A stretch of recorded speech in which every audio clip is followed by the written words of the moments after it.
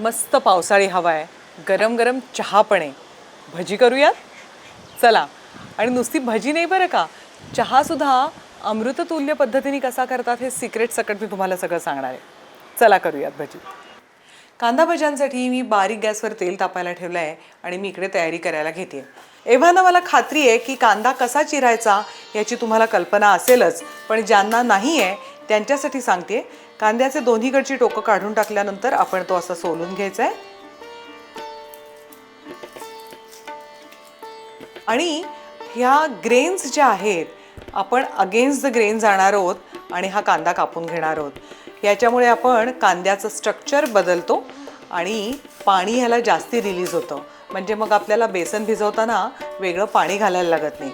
हे फार जाड करायचं नाही, साधारणपणे ह्या थिकनेसचं आपण असं केलं आणि हा कांदा असा छान मोकळा केला की आपल्याला भजी करायला सोपं जाणार आहे. मी असा सगळा कांदा कापून घेते. असा आपला हा कांदा आता चिरून झालेला आहे. मी याला मीठ लावणार आहे, थोडी हळद, मीठ, हळद आणि थोडी काश्मीरी लाल मिरची पावडर असं घातलं आहे आणि आता मी याला हातानेच छान मळून घेणार आहे. मळून म्हणजे लिटरली आपण कणिक जशी मळतो की नाही तसं आपण हे छान मळून घेणार आहोत, चोळून चोळून. आणि मग आपण याला एक 10 मिनटं झाकून ठेवणार आहोत.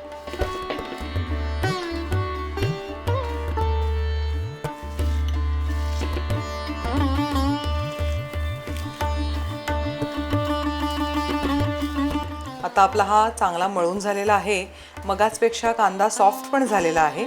आपण एक 10 मिनटं याला झाकून ठेवून देऊयात. आता एक 5-7 मिनटं आपली झालेली आहेत. मी हा थोडा ओवा हातात घेतला आहे आणि तो मी हाताने असा चोळून म्हणजे त्याचा फ्लेवर छान बाहेर येईल याच्यावर घालते.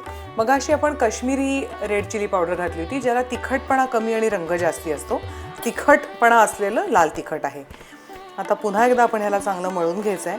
आपण जर का हे असं पिळलं तर ह्यातनं पाणी पडताना दिसतंय आपल्याला, एवढं ह्याला पाणी सुटलं पाहिजे. मगाचपेक्षा कांदा थोडासा कमी झालेला पण तुम्हाला दिसेल, कारण त्याने त्याचं स्ट्रक्चर सोडलं आहे आणि तो आता अगदी मऊ झालेला आहे. आता याच्यामध्ये मी आधी तांदूळाची पिठी घालून घेणार आहे. तांदूळाची पिठी घातल्यामुळे आपली भजी कुरकुरीत व्हायला जास्ती मदत होईल. पण हे असं पसरून थोडं थोडं घालायचं आहे, एकदम बचकन घालायचं नाही आहे. आता याच्यामध्ये आपण थोडं थोडं करत बेसन घालणार आहोत. बेसन घालतोय त्याच्याबरोबर काही वेळेला ह्याच्यामध्ये लसूण आवडत असेल तर लसूण, हिरवी मिरची बारीक चिरून, कोथिंबीर, कढीलिंब यातल्याही कुठल्याही वस्तू तुम्हाला आवडत असतील तर तुम्ही घालू शकता. पण मी आता नुसतंच बेसन घालते. थोडं थोडं करत मी हे बेसन ह्याच्यात कालवून घेणार आहे. आधी मी हे सगळं बोटाने मिक्स करत होते, पण आता जसजसं हे बेसन मिक्स होत जात आहे तसं मी कणिक मळल्यासारखं हे मळणार आहे. हे बघा असं.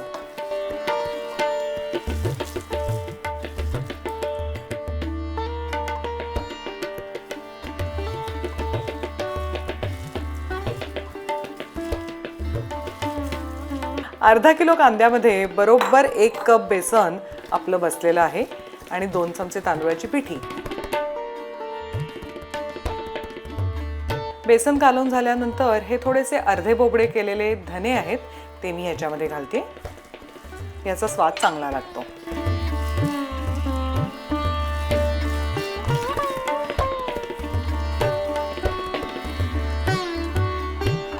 आता आपला हा कांदा तयार आहे आणि तेलही तापलेलं आहे. त्यातलं गरम गरम तेलाचं मोहन मी ह्या कांद्यावर घालते आणि एकदा हे नीट कालवून घेते.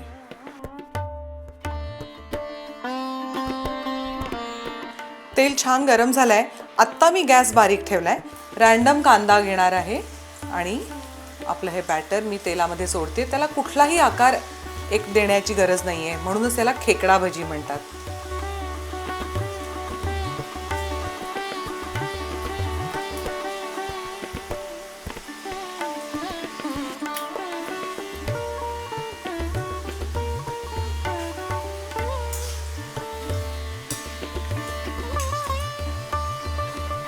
गॅस आता मीडियम ठेवलेला आहे.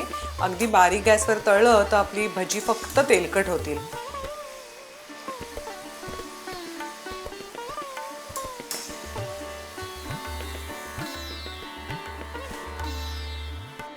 आपली ही भजी अशी अशी कुरकुरीत आहेत छान आणि बिलकुल तेलकट नाही आहेत. आतून सॉफ्ट आणि बाहेरून क्रिस्प अशी आपली ही खेकडा भजी तयार आहेत.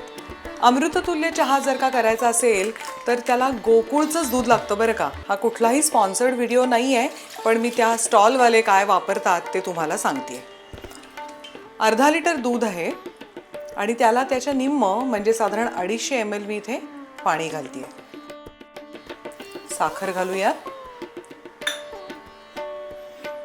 आणि हे चांगलं याला उकळूयात.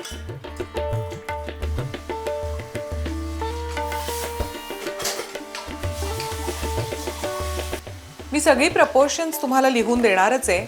मध्यम गोड असा हा चहा आहे. तुम्हाला आवडत असेल तर साखरेचं प्रमाण तुम्ही वाढवलं तरी चालेल. आता ह्याला छान उकळी आलेली आहे. एकीकडे आपली भजी पण तयार होत आहेत. हीच वेळ आहे ज्या वेळेला मी ह्याच्यामध्ये चहा पावडर घालणार आहे. हा चहा हसमुखराय म्हणून एक जी कंपनी आहे, तर हसमुखराय स्पेशल HG डस्ट असं ह्या चहा पावडरचं नाव आहे. ती आपण ह्याच्यामध्ये घालणार आहोत आणि आता चांगलं ह्याला उकळत ठेवणार आहोत.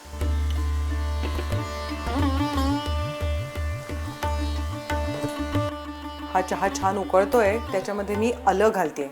आल्यामध्ये सुद्धा सातारी आलं म्हणून एक वेगळं मिळतं, ते शक्यतोवर मिळालं तर बघा. त्याचा फ्लेवर काही वेगळाच येतो आणि एक्झॅक्टली हीच सगळी सिक्रेट्स असतात अमृततुल्य चहाच्या स्टॉलवरची.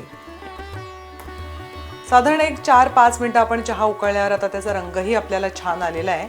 मी गॅस बंद करणार आहे आणि आपण तो ह्याच्यामध्ये गाळून घेणार आहोत.